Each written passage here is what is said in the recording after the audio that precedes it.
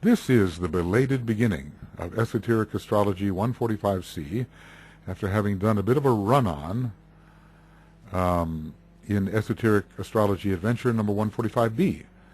So I'll have to be careful where I stop this, 14 minutes. So I'll go to 3:14 or so, and then it will be 1 hour. Well, we're in diagram 4, and he's going to give us this in relation to the first ray. Of course, you know, I have friends in the astrological field who have done this for all the rays. This is one thing we can do. We can say, you know, star in the Great Bear, ray 1. Or we could do, star in the Great Bear, ray 2. That we'd start here with Gemini, Virgo, Pisces. We go to the Sun, and we'd have, for Gemini, we'd have Mercury, sacred, and we would cross-hatch that. We'd have Venus, sacred, and we'd cross-hatch that. Then we go to Virgo, and we would say Mercury again.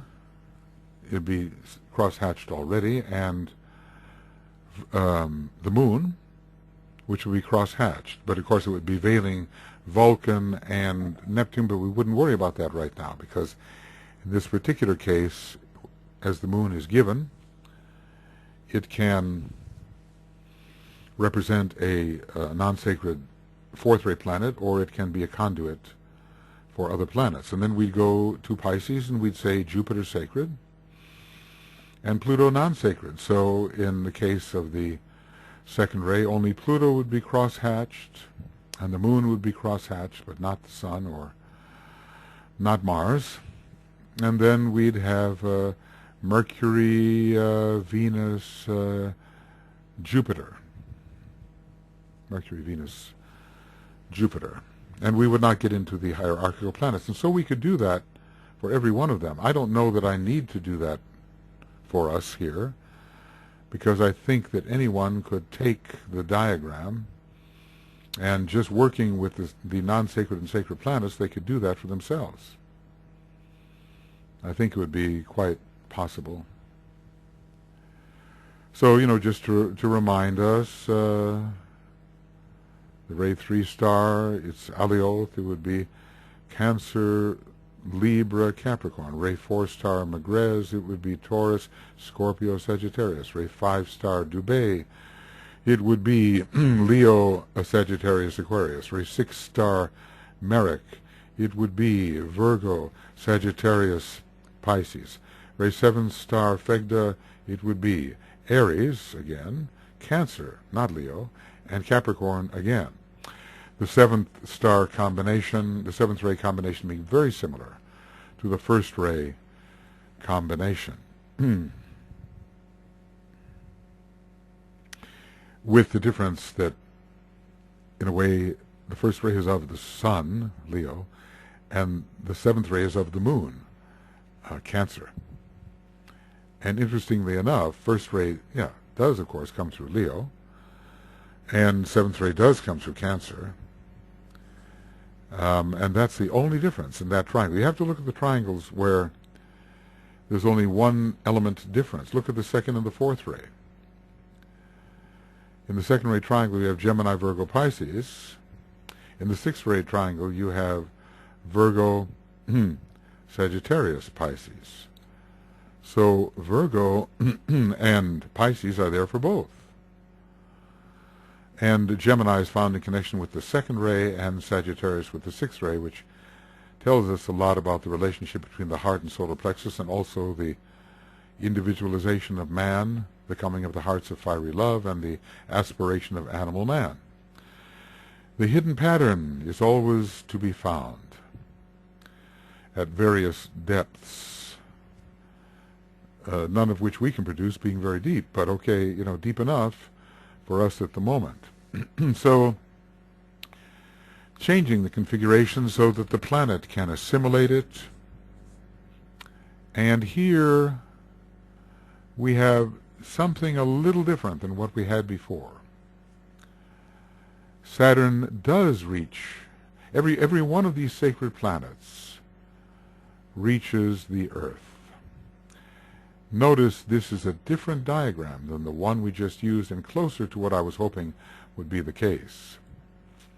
Diagram 3 has no connections between the sacred planets and the non-sacred planets. Diagram 4 has precisely those connections. So, Uranus, being a Ray 7 planet, has no known non-sacred planet on the 7th ray.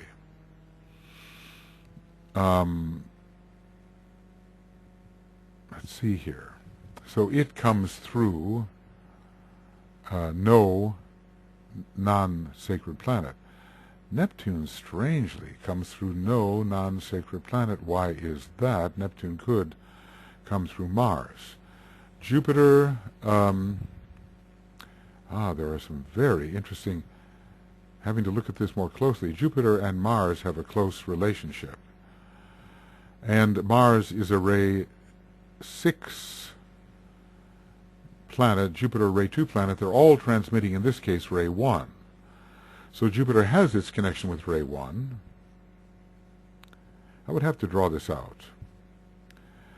And Mars with Ray 1 as well, because there is a line which comes through. Now, this is very interesting. We are reaching the non-sacred planets, but by different methods. Only that which starts in the solar logos is transmitted further from the sacred planets to the non-sacred planets.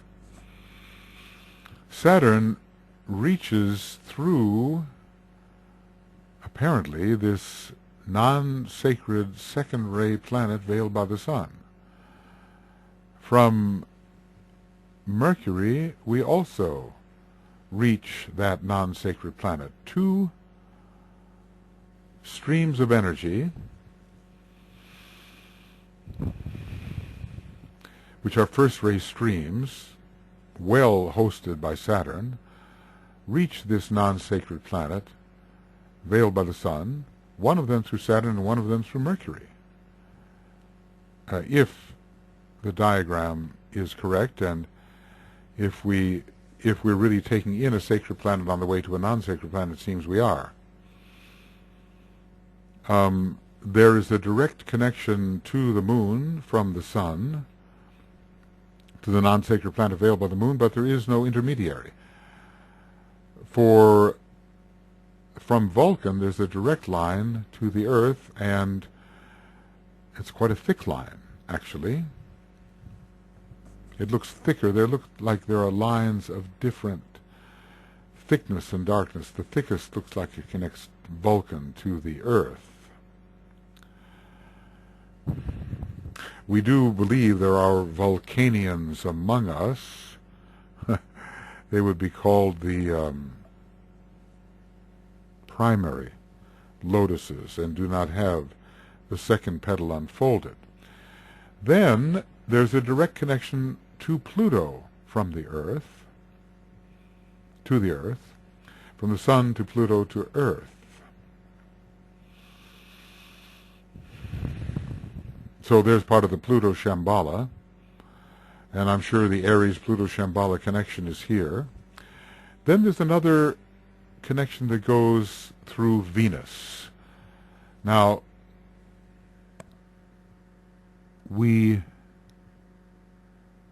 it does seem, actually, that they are passing through those planets. You know, sometimes when you make a diagram, you cannot help it.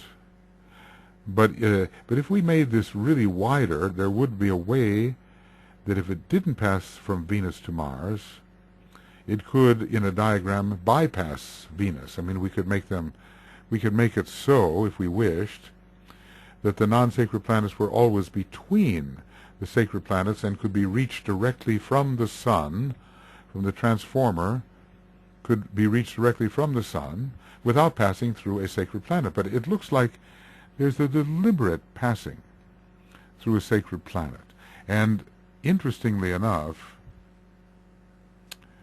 the lines here, well, I can't say for sure, but they look rather thicker, the line from the sun to Saturn and the sun to Jupiter. Well, in fact, the line from the sun to Saturn is the strongest, but this just may be an artifact of the way in which this is represented on the CD-ROM. But certainly what is not an artifact is these thin lines compared to the thick lines. You definitely see thin and thick lines. You know, I know that I have these. I have them somewhere on this computer. And maybe I'm going to try to find them after I deal with this. So anyway, from Jupiter, we have a direct relation to Mars. They represent solar plexus in the human being and heart center, but probably in the solar logos they represent heart and sacral center. But Venus is also related to Mars. We don't see the full number of triangular relationships here cannot be displayed. Because if we wanted, for instance, a Venus-Uranus relationship, it would be that we had to pass through Jupiter. Now, are these related, are these placed in the right order? Are they placed in any kind of ray order? Well, not really, except that, in a way, we have here Venus with a supposed sixth ray monad, Vulcan with a fourth ray monad, Mercury with a third ray monad, Saturn with a third ray monad. No, I don't think we can say that we have them in any particular order which I can immediately see, but of course there is a triangle between Vulcan, Venus, and Mercury. Those three are quite close together. Saturn and Neptune have their own important relationship between boundedness and boundlessness, and Uranus and Jupiter, planets of beneficence, organized beneficence being a feature of the life of the master. It's a Uranus-Jupiter conjunction. So the only ones which pass from the sun through a sacred planet to a non-sacred planet are Jupiter, Sun, Jupiter, Mars. I suppose very redemptive for Mars. Another one is Sun, Saturn, and the planet veiled by the sun. And that is, that is probably, it's difficult to say what that is, because we don't know what that planet veiled by the sun may be, except it's a non-sacred second-ray planet, and Saturn is a third-ray planet, so all I can think of is it's a disciplining relationship. Now, so that's two. The third one is Sun-Mercury Sun, or the planet veiled by the sun. So Saturn and Mercury are together as planets of discipleship, planets of the fourth degree, planets which allow for the discrimination between the real and the unreal, and between the dense physical vehicle of this solar and planetary logos and his etheric vehicle, hence the fourth initiation, Mercury and Saturn together, both feeding into this other planet. So it's Mercury and this solar planet and Saturn. Probably in this kind of triangle, well, we don't see a line connecting, but one can imagine there would be a triangle here. Saturn represents the first aspect, Mercury the third, and the planet veiled by the sun, which is a non-sacred second-ray planet, we would assume, represents the second aspect. So aspect 1, 2, and 3. Here we have Venus is another one. So it's 1, 2, 3, 4, which have direct transmission from the sun through a sacred planet to a non-sacred planet. If there was no connection to the non-sacred planet, it would be hard to see why this would come directly through Venus to Mars. We do know there's a Venus-Mars connection. It's pretty much like the soul and personality. And it has everything to do with rendering our Earth sacred, because if it follows the pull of Venus, it will become sacred. If it follows the pull of Mars, it will remain in non-sacredness or fall back. So of the non-sacred planets, only the Sun, Mars, and I guess the Earth, have a transmission from a sacred planet. I mean, the Sun veiling a non-sacred secondary planet, Mars and Earth receive from the Sun through a sacred planet, namely Jupiter, Vulcan, Saturn, to the non-sacred planet and thence to the Earth. But the Earth itself receives directly. So there's 4 factors involved in 4 of these. The 4 factors here are the Sun, Saturn, Sun veiling, and Earth. Another 4 factors, the Sun, Mercury, Sun veiling, and Earth. Another 4 factors, the Sun, Venus, Mars, and Earth. And another 4, the Sun, Jupiter, Mars, and Earth. And with the Earth, it's a threefold process. It goes, in other words, our Earth receives high energies mediated through Mars and through this non-sacred secondary planet.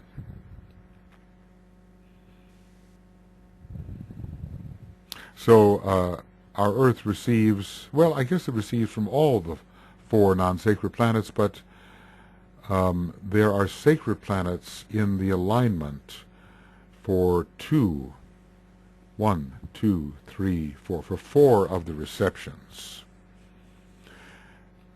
From Saturn, from Mercury, from Jupiter, from Venus, from Jupiter. They reach our Earth, interestingly, not directly. Vulcan reaches our Earth directly. But Jupiter and Venus both have to pass through Mars before their ray is experienced on Earth. And Mercury, Saturn both have to pass through the non-sacred secondary planet veiled by the Earth before reaching our Earth. All of these intricacies do, they count. And they say something, you know, and you can be sure that DK is putting into his diagrams so much that he's not talking about. But if we have eyes to see it, we see it. Now, how does DK analyze this? He says, let's see here. And then if I can see how he analyzes it here, we may know how to do it for the other ones if I can find the diagrams. And will they tell us anything? I guess they will. Is it worth the effort? Well, we'll see. If it begins to look like it's not worth the effort, then we won't continue. That is, assuming I find them. The Earth itself being one of the 5 non-sacreds, only 4 are listed as among transfiguring agents. So, in fact, all of these planets, whether sacred or non-sacred,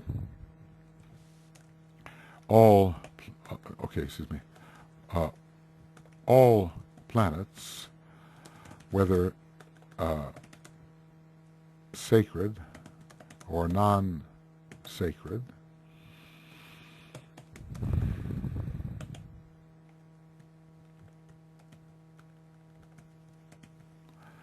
are transfiguring agents.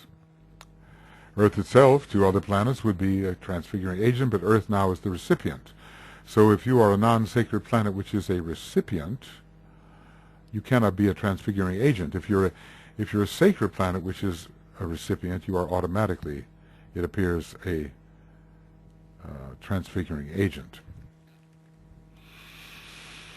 The darkened planets indicate the transmitting agents of the forces passed through the transformation by the sun.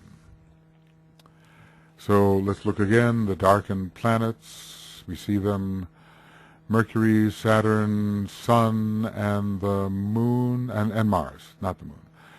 So the darkened planets indicate the transmitting agents of the forces passed through the transformation process by the sun. There are forces coming from above, and these forces have undergone transformation, and they are passed through the sun to these planets. The sun and moon are listed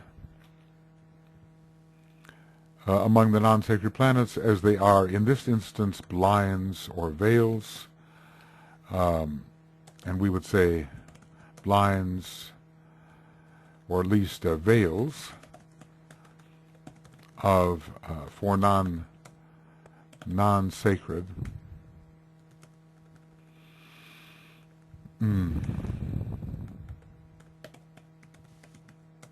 for non-sacred planets are correlated to the sun and moon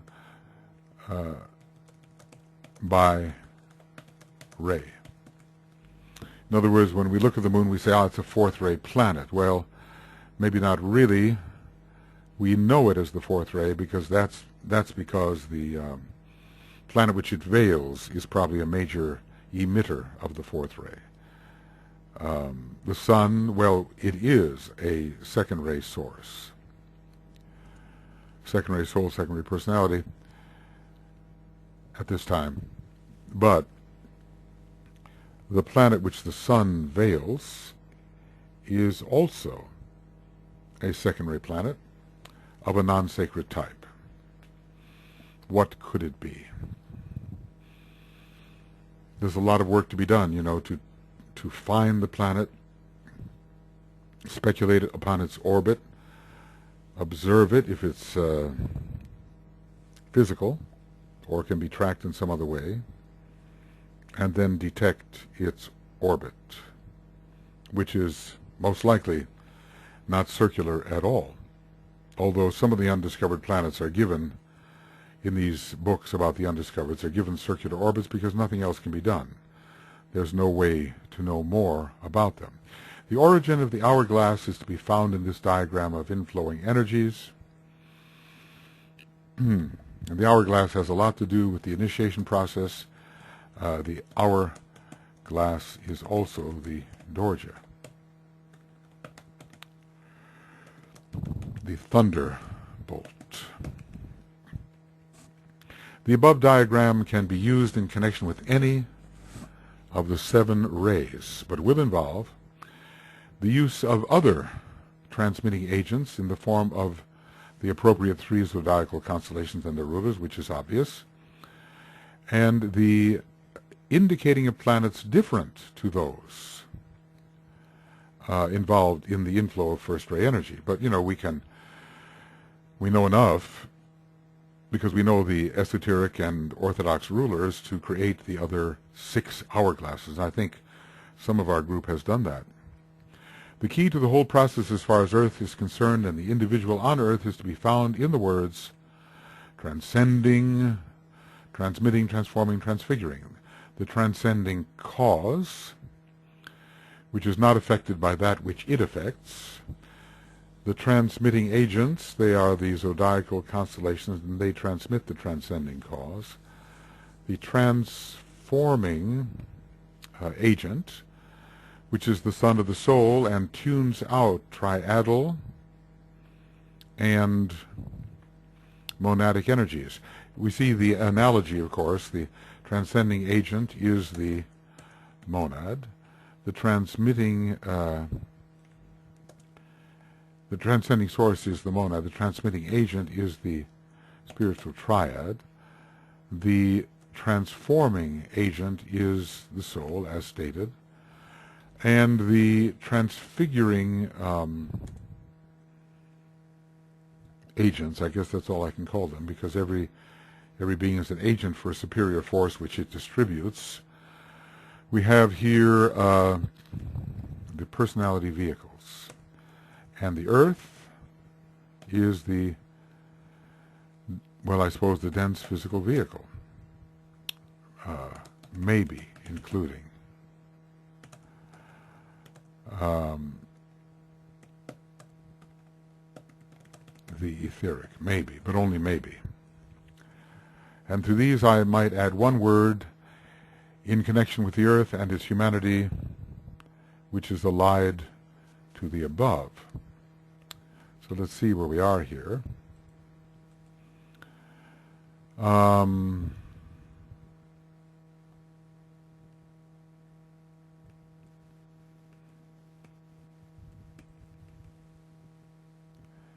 This word is translated. Yes, translated.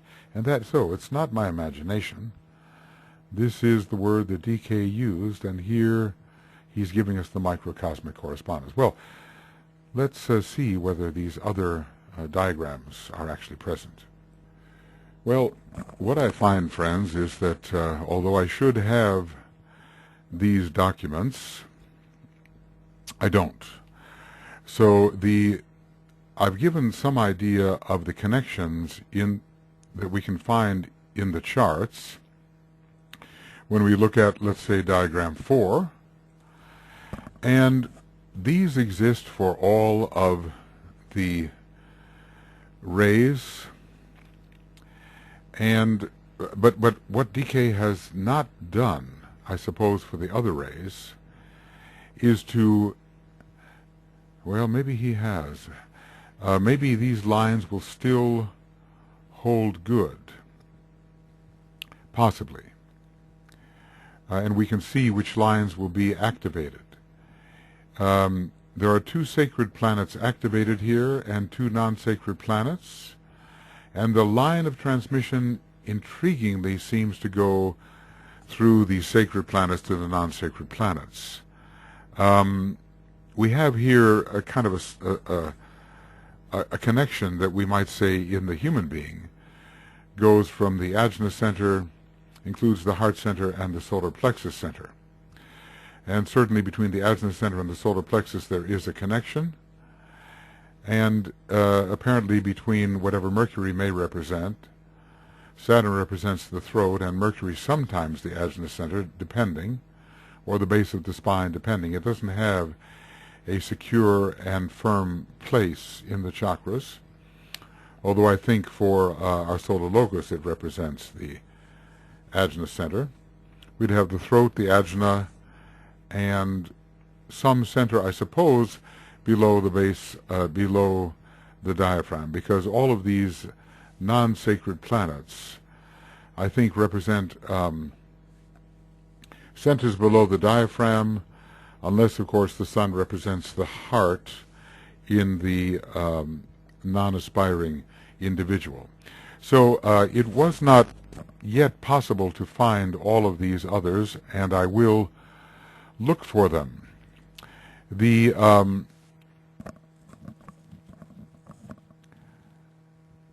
the above diagram, the one we've been using, can be used in connection with any of the 7 rays, but it will involve the use of other transmitting agents in the form of the appropriate 3 zodiacal constellations and indicating different planets, etc. And I'd kind of like to go through that.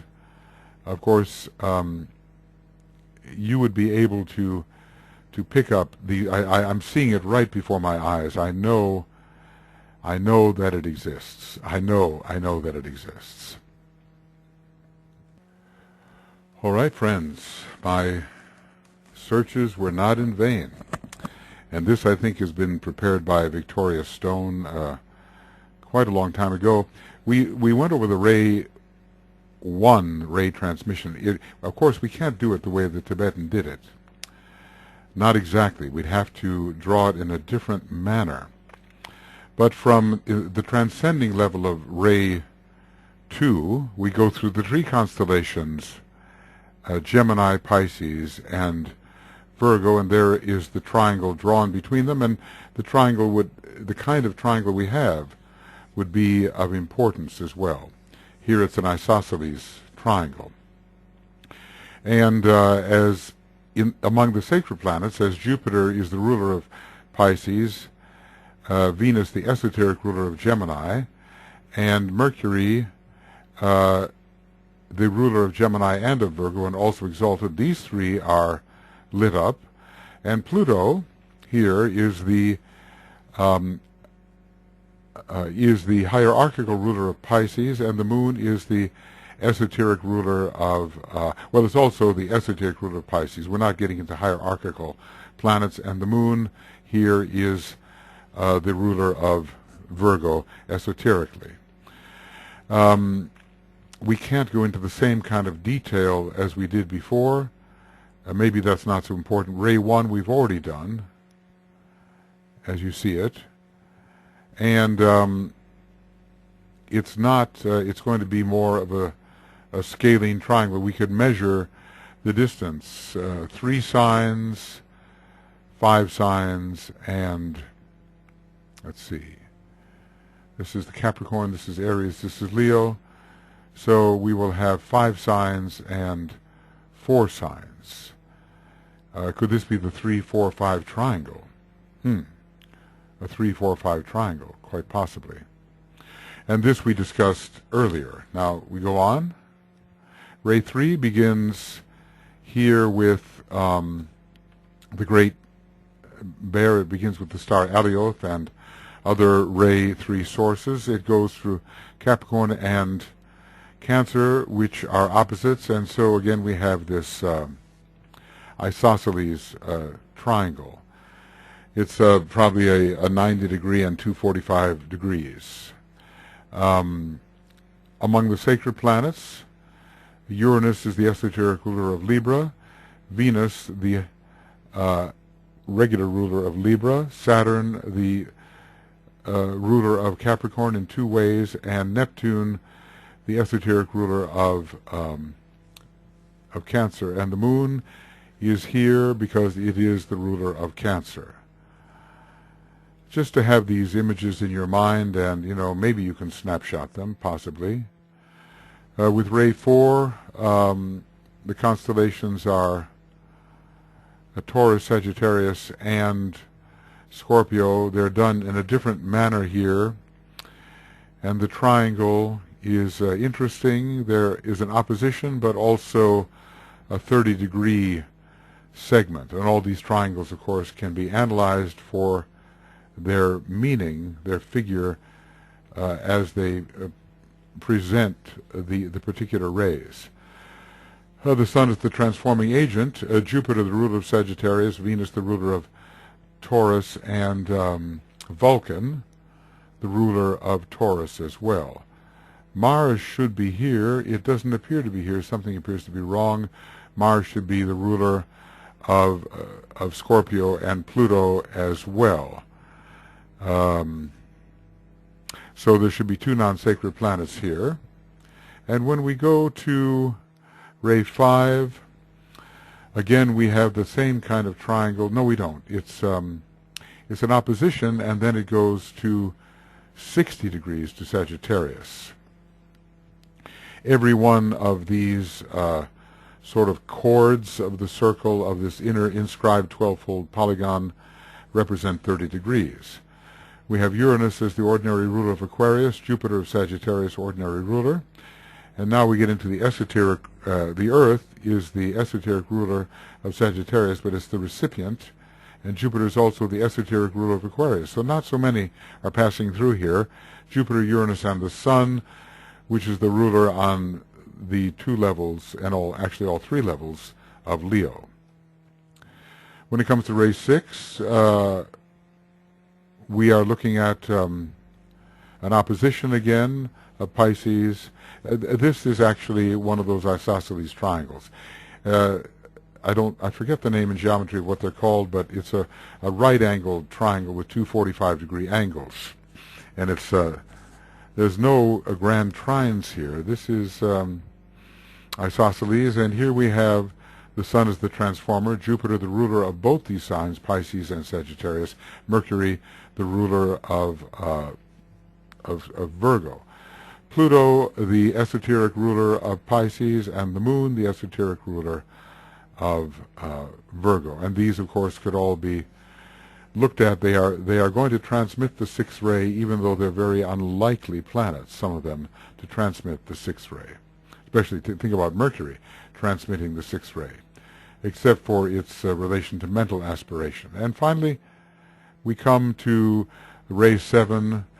Again, this is going to be one of those isosceles triangles with Cancer and Capricorn being oppositioned, and the Aries being on the square. As far as the sacred planets go, we have Neptune as the esoteric ruler of Cancer, Saturn the esoteric and orthodox ruler of Capricorn, and Mercury the esoteric ruler of Aries. And for some reason Mars is not included as it should be. It is the foundational ruler of Aries and the Moon of Cancer. So something has been left out of these diagrams, but at least you get the idea. You get the idea that we must analyze the meaning of the kinds of triangles we have. Some of them are isosceles, some of them have a 60-degree angle, an opposition and a 60-degree angle, and I wonder if they would be, and we have also the something that begins to look like the 3-4-5 triangle. Let's see if it's not that. That's an isosceles. That's the second ray. With ray 1, we have, with ray 1, we have what looks like a 3-4-5 triangle. The proportion is, there are 4 signs between Aries and Leo, there are 5 signs between Leo and Capricorn, there are 3 signs between Capricorn and Aries. This is, in a way, the Pythagorean triangle, the 3-4-5 triangle. Of course, it should be. There are 3, 4, and 5 signs, but do the angle, and so the sides should be in that proportion to each other. And if they are in that proportion to each other, will they make a right angle? It seems to me they should, and perhaps something here is a little amiss because we're not exactly starting on at the exact middle point of Aries, which would probably make of it more of the right angle.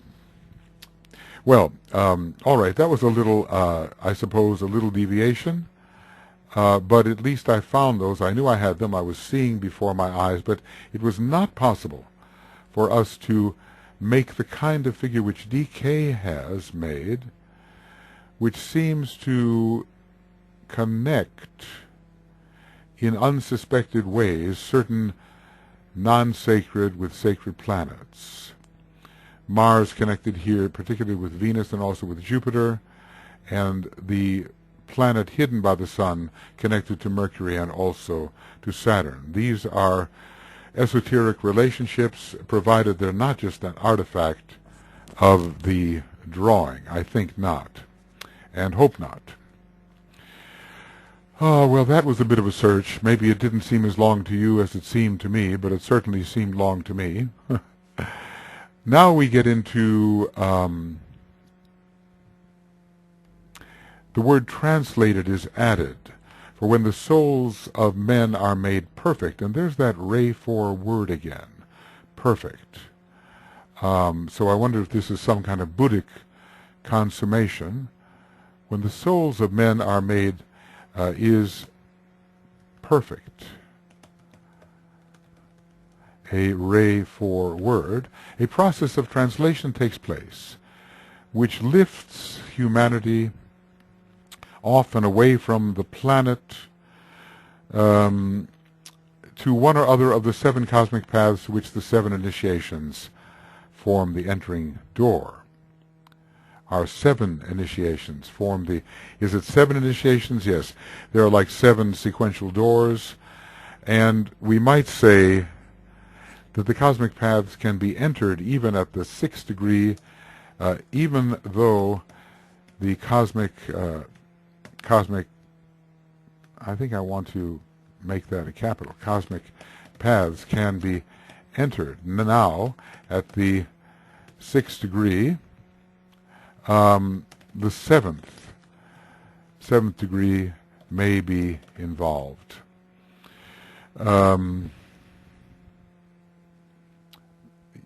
Because we are still on the cosmic physical plane when we are initiates of the 7th degree. So translation here then means something higher than movement to the Buddhic plane. But then so does transmutation, transformation, and transfiguration.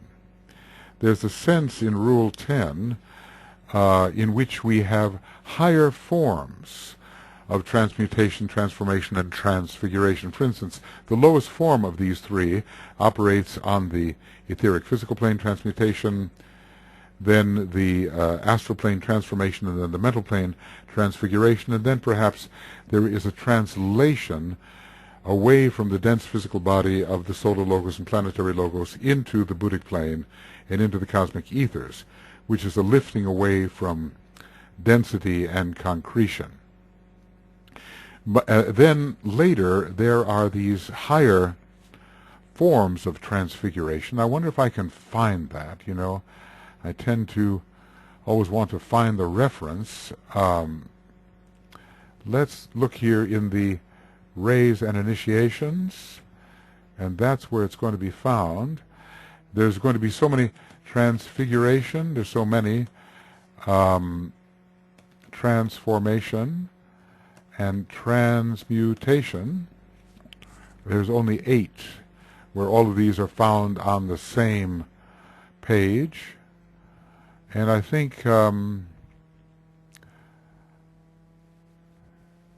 this is going to be in Rule 13. Has his place, that which overshadows him, wrought the needed changes through the process of transformation will take place, and he will take his place among the workers empowered to make a sacred planet. Okay. So, therefore, these 2 words, okay, here they are, here it is. This is the idea of the transmutation concerns the expression of the life force in the 3 lower planes of human living. Okay, that's fair enough. Transformation concerns in a most peculiar manner the 3 aspects of mind upon the mental plane. We're lifting it higher. And transfiguration concerns the life of the spiritual triad. So this is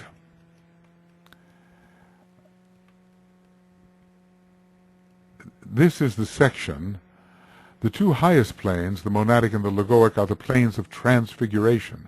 The 3 planes of the spiritual triad are the planes of transformation, and the mental plane, does it say that this is the state of transmutation? Let's just say that we can lift these terms so that they apply to that which is still higher than we have thought. It is not my intention to interpret this final phrase in Rule 13. It lies beyond the meaning of your most elevated comprehension. It concerns the transmutation of the Om into the originating sound, bringing certain basic transformation and resulting in a transfiguration which extends to the entire planet and has reference to a certain major planetary initiation. All right, so I think we've proved the point that these terms, the term translation here has a very high meaning. In this context, The term translation has a very high meaning, but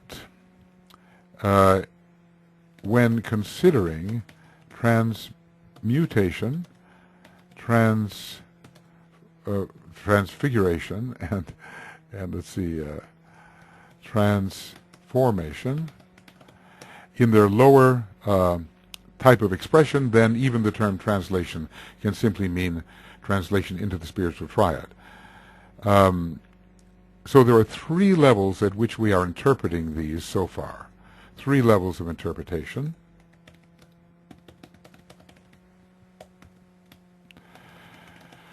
And these have to do with transmutation, having to do with the physical plane, transformation with the astral, transfiguration with the mental, translation into the astral body. Then there is the idea that transmutation has to do with the lower three planes.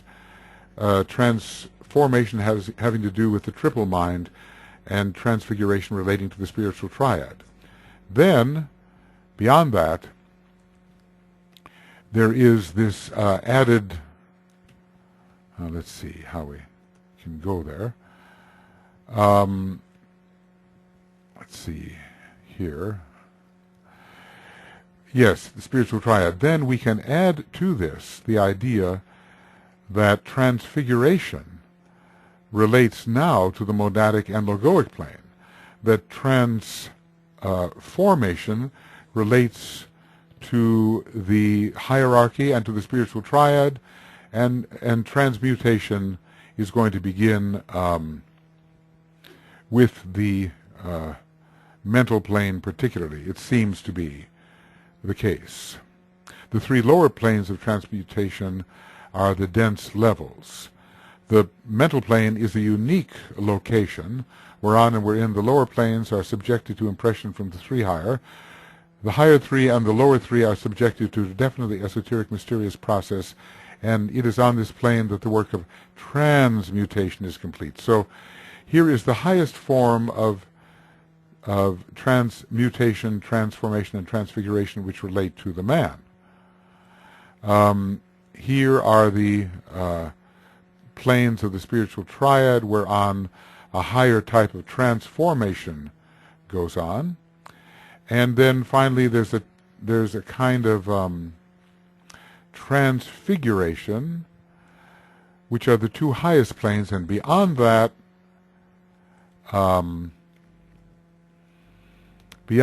three levels of interpretation, I've been discussing them. Beyond that, the translation will take us then beyond the off the planet altogether and to on one of the seven cosmic paths. So what we've seen here, we see the relativity of the three terms: transmutation, transformation, and transfiguration, and how, as far as the human being is concerned, they even, when you add the word translation, lift onto the way of higher evolution and the treading of the cosmic paths. We will have to discuss these cosmic paths in some detail and the connections that we find in relation to them. In connection with the human individual and his progress in initiation or translation from one state of consciousness to another, that's another way that term translation is used, there is to be found a small replica of the above. The soul of man receives from all three major planetary centers or groups. The darkened spots indicate awakened alert centers, and the diagram indicates the interior light chart of the advanced aspirant on the verge of discipleship. And so the time will come when we will have to create an interior light chart for the disciple, the accepted disciple, the probationary initiate, and the initiate, and even the arhat. And we could do that. We could do that. Now, what we should do is go back. Let's see if there's something further here. The whole story of extension from the one to the many and of the many into the one is contained in these microcosmic diagrams. So let's take a look here at this diagram, which will be in Esoteric Astrology, and it's going to be on page, approximately page 610, and going down.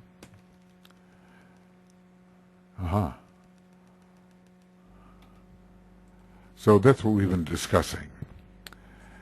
The transcending factor is the human monad. The transmitting factor is one of the aspects of the spiritual triad, and I suppose, in this case, it is the higher mind or the abstract mind. The human soul receives this. This is the human soul. Now, what do we find below it? We have 7 centers and another center, which is interesting. These transfiguring centers are the ajna and the throat center and the heart center. So the heart center is not really activated, perhaps we can say. The solar plexus center is. Unless the heart center and ajna are activated, no, the throat would have to be. So I suspect that we're being told what these are in order: ajna, throat, and heart. And the heart,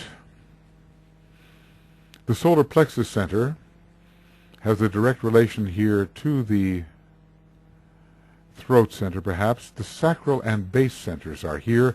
Well, we do know they're in order. We can see that they are in order because the base center is not going to be activated in the individual who is, how does DK put it here, the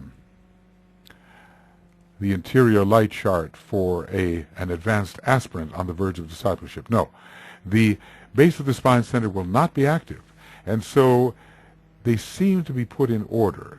Also, the heart center, he's on the verge of discipleship, the heart center will not be active, but his intelligence aspect will be. The intelligence aspect involves the ajna and the throat center. And then the corresponding here, it's coming from the higher mind, the transmitting agent at this time, from the spiritual triad. The buddhi is not transmitting yet. The atma is not transmitting yet. There's the possibility of intelligence operating. So it would be very interesting, I think, to do these kinds of charts for a still more advanced person, and we could correlate them perhaps with different planets and constellations. The solar plexus will definitely be active. The sacral will be somewhat fading. The base of the spine center not active. The throat not active. And here, this must be the head center. 1, 2, 3, 4, 5, 6, 7, right. And the physical man is not a center at all. So the head center per se is not active, though it is on the line here, apparently, of the throat. The ajna and the heart center seem to balance each other. Why should the throat be in the middle? Well, it is 1, 3, and then, of course, it's the 5th center. The solar plexus is the 5th center, counting from above. The sacral is off to the side.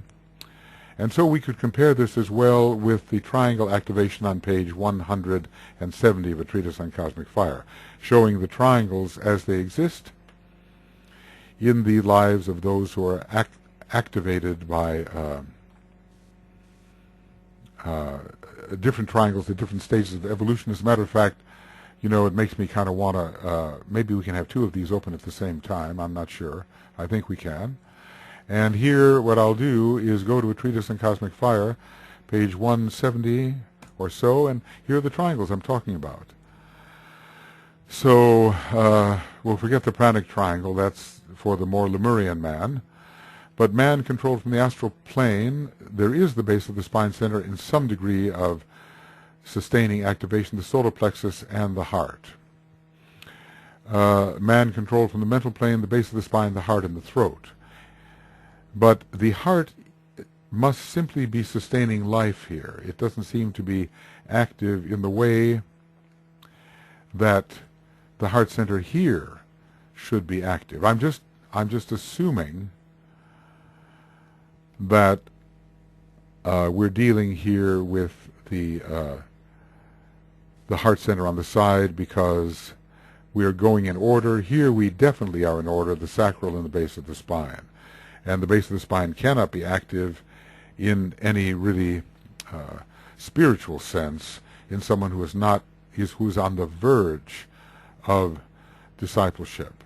Later this will shift to the buddhi, I suppose, Buddhic plane, and then the heart center will become active and the sacral will be fading out, and the solar plexus will still be active but dying down, and the asana center more augmented, and maybe will shift to the higher initiate of the third degree, and then the head center will definitely be active, the asana center active, the throat center may be subsiding a bit, solar plexus definitely subsiding, sacral subsiding, and the base of the spine becoming active.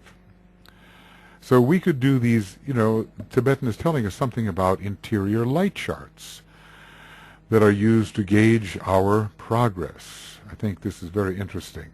The heart in these triangles is listed, but as I say, it's not the Buddhic heart. Man partially controlled by the ego. Now the heart is coming in a bit, but still not Buddhic heart.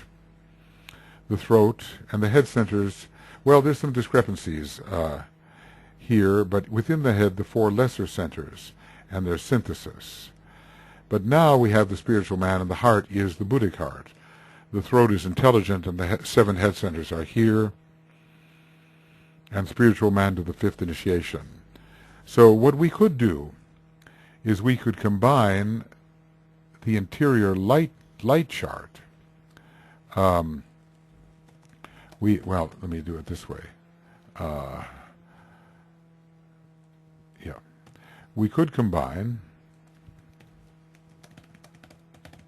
the interior light chart with the triangles on page 170, 169, 170 of TCF, and we would get some interesting correspondences, I think.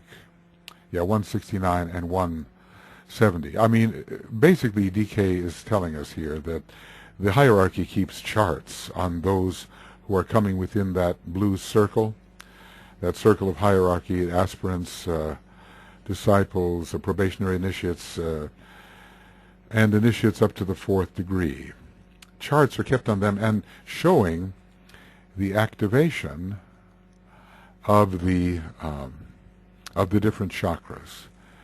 Here, off to the right, it reminds us of the kind of triangle we saw on page 460, when this was the emanating center, this was the receptive center, this was the magnetic center, and it was definitely correlated with the third ray. So I'm pretty sure that this correlation is correct, and we would have the head, the heart, and, well, not the head, the heart, we would have the atmic vehicle, the Buddhic vehicle, and the higher monastic vehicle, which is somewhat coming into expression and is activating that part of the soul which has to do with the knowledge petals and, well, it's not confined to the knowledge petals. It is also activating petals that are in the second tier, but we're not yet at the stage of initiation, definitely. So nothing beyond the fifth petal, I would say. And even then, not the full petal, the fifth petal, because that would give us the first initiation and definite discipleship. So maybe this kind of interior light chart is exactly what is shown to the higher initiate who has under his supervision a disciple. Of course, such an initiate could probably look into the etheric system and could see what's happening. Well, so this is the diagram, which is diagram 5. Diagram 5, or is that how it looks? Yes, it's spelled out, maybe. Diagram 5, it's spelled out. This diagram shows us a correspondence. Now, there would be much benefit and interest in taking the charts of the planets and comparing them to this other chart. Here we would have the, I'll find it, we would have the correspondence to the monad, here the correspondence to the triad, the constellations, and which constellation would it be? I suppose it would exist. There would be a constellation existing for people at a certain stage according to their ray. But the ray of the soul would be involved here. Let's say you're a second ray soul. Well, if you're first ray soul, first ray monad, that is, you would have Aries, Leo, and Capricorn. Capricorn probably would be the correspondence here to the higher mind, and not Aries. Leo always to the Buddhic level, or the soul or consciousness level. Then the human soul, there would be a certain ray here. Maybe it would be the second ray, let us say. And the way these different areas of the chart would light up would depend a lot, in terms of the sequence of the lighting, on the soul ray and also on the monadic ray. So this cannot be a hard and fast configuration. You can have people on the verge of discipleship. See, basically what we should do is be able to cross-shade these ovals to a different degree of density to show 3 stages of awakening. So it's not just awake or asleep. It's the question of relative awakening for any one human being. The percentages, remember? So that man B, what was his name? He was the very first disciple. Was he BSD? That's who he was. And he had a 40% head center awakening, but he was a disciple, of course. He had a 15% ajna, a 75% throat, a 60% solar plexus, and again, was it a 40% heart? Something like that. I think so. I think so. Let's just see. Don't want to run all over the place here, but this would be in discipleship in the New Age, and it would be like, let's see, 40%. There would be 2 places where I might be able to find that. Page 44. And there it is. You have 50% heart center. Okay, 75% solar plexus. Throat center 60. So I had them a little bit reversed. I did remember the head center and the ajna, but the throat center was 60, heart 50, and solar plexus 75, because he was a 6-ray personality. And this is on page 112. So it's Dyna 112. And what I'll do again is to make this smaller. And when we look at this cross-hatching, we would want to show somehow the percentage of awakening of the centers. This was a pretty strong disciple, strong intellect, strong teacher. Probably the monadic ray was the second ray in this case. The inner charts will help us quite a bit. We will be at a point when we will be able to analyze and understand those who seek our help in such a way that we will have, in a 5th ray manner, the percentages of awakening that we need, so we know what has to be done next. Well, all right. My timing is a little off, friends, so I'll just have to say that this is the end. Nope, nope, nope. There and there. All right. I'm going to bring this particular program to a close and say it is the end of Esoteric Astrology Adventure number 145C. And it is on page 612, I guess. These are big universal factors we're dealing with, and we will begin with Esoteric Astrology number 146A on page 612. I had one little picture beginning an earlier session that everything went so fast, I don't know what had happened. And it wouldn't convert. So I'm relying upon my colleague to help me convert this. I hope it will work. Otherwise, it will be more difficult for you to use. So, friends, this will be the end of this program, and we will move on to the next one as time allows. These great charts should really be taken into much deeper consideration than I've been able to do here, and in classes they should be carefully analyzed, and in the new schools which lie ahead, in which I hope a number of us will be participating because they are so important in sustaining the presence and power of the hierarchy on earth. They educate people to appreciate and to work with and cooperate with the hierarchy. In the new schools, these matters will be considered carefully and with expert guidance. Right now I can only give you 10% expert guidance. One day more. Because the knowers of all of these intricacies have a different perspective than those who are trying to know them, among which I number myself, and I'm sure we are all in that same boat. So, okay. We'll see you soon and talk to you later. Going on to number 146. Take care.